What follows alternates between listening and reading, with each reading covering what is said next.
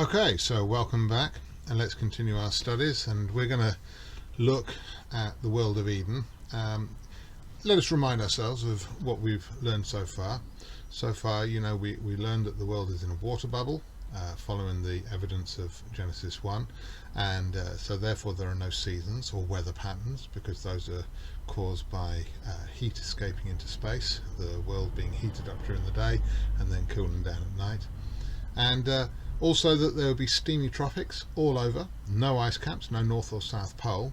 It might have been a little bit cooler towards the poles, who knows, but generally speaking the bubble would have caused the temperature to be even all the way around, which is why the Bible says that there was a steam or a mist enveloped the world, and that is what kept everything damp. And that's actually what we see in the fossil record as well. This is one of the things that evolution can't really answer. Also, of course, we learned that there was one huge continent and only one small sea, because of course most of the water which we now see as oceans was up in the bubble. It was suspended in space. And also, of course, all animals were created at the same time, and so therefore there were dinosaurs with men. And this is one of the tricks I'm going to tackle today, because one of the tricks that people use is that they use different words which have been imbued, have been given different definitions which are not really justified. For example, they'll say no one has ever seen a dinosaur, no one alive today that is, but of course actually we have seen reptiles. There are crocodiles in the local zoo, and biologically there's no difference between a dinosaur and a reptile, and so therefore crocodiles are dinosaurs. People often think about big dinosaurs, they're not thinking about the small dinosaurs. Do not realize that small lizards like geckos, they're as much dinosaurs as a Tyrannosaurus rex or a Brontosaurus.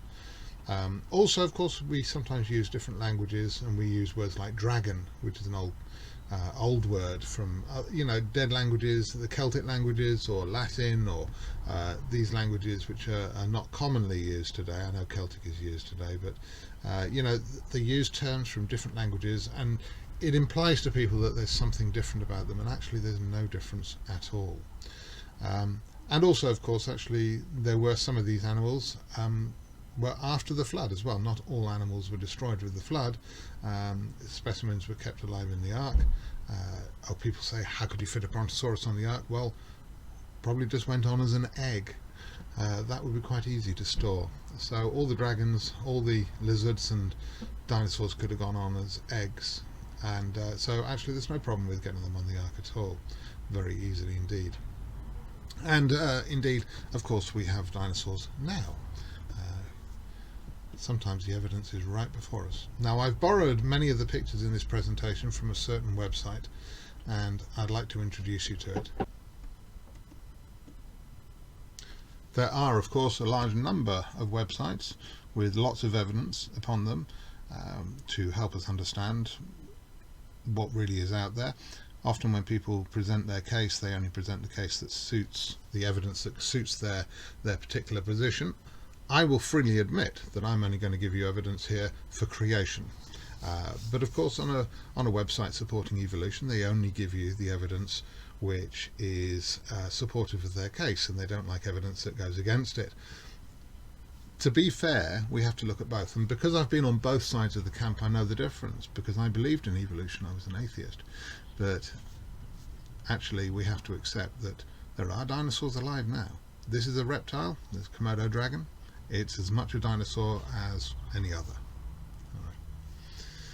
This is a particularly impressive bit of fossil evidence. It's a human footprint crossed over by a three-toed footprint, which looks like a dinosaur footprint, and it's been verified by CT scan. They've cross-sectioned it. It was definitely made in the original rock. Now, this particular specimen was found loose. Unfortunately, it wasn't embedded in its position in the bedrock. And so people have accused it of being a forgery, but it's certainly not been carved, because if it was carved, then it would cut through all the lines within the sediment, whereas in fact it has followed the footprint, these lines of sediment follow the footprint, the outline of the footprint, which shows that it was soft when it was made. Okay, but it's not alone. There are plenty of other examples like this one. Now this is definitely in the bedrock. Okay, and you find that there's human and dinosaur footprints in the same layer, and there's lots of these things, but often people don't want you to see these things, so I want to draw your attention to it.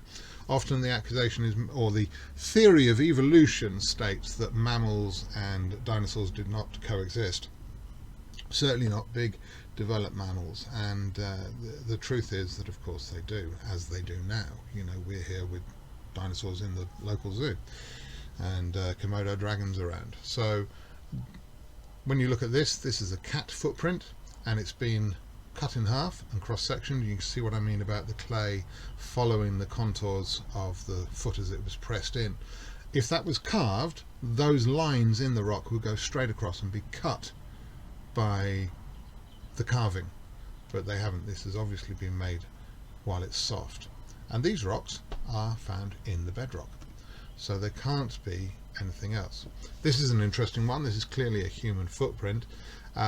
Often with the samples that are brought up that you know, that are found in mud, obviously footprints don't usually imprint very clearly, so people say, oh, they're not very clear, it might not be a human. Show us a clear footprint and then we'll believe you. So when they show them a clear footprint, then they say, ah, that's a forgery. The thing is, if people don't want to believe, they won't believe, and that's what we're really up against. So it's human nature, and it's natural and it's normal, but nevertheless I would appeal to you to look at the evidence and really weigh it up for yourself.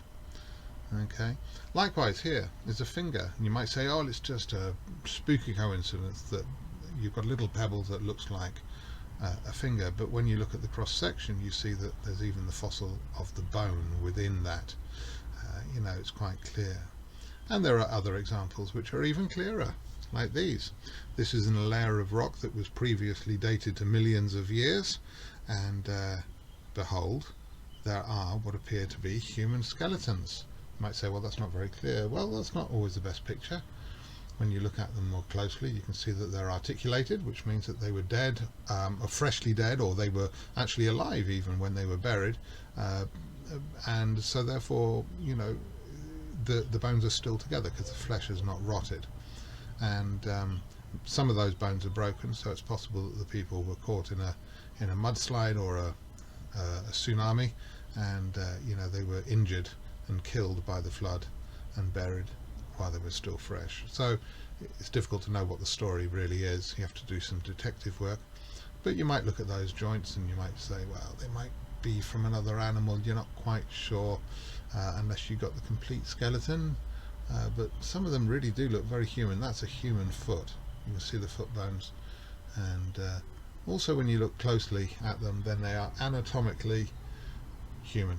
They're Homo sapiens, and so therefore there's no doubt as to what this has come from. But you may say, well, that's a bone, but that bone might come from another animal. Other animals have similar joints and similar bones. You're absolutely right, and that's what you should be critical. You should look at it and think, is it?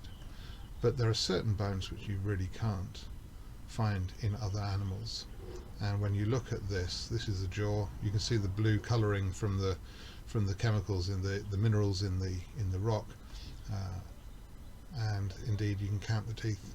It's a modern man, and he was buried in a layer of rock that was dated to millions of years.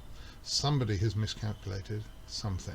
Either man has been around for millions of years, or those rocks are not millions of years old. I'll go with the latter. Okay, so that's the world of Eden. You know, it's a very different world, and I just wanted to show you those slides because I wanted to draw your attention to those websites.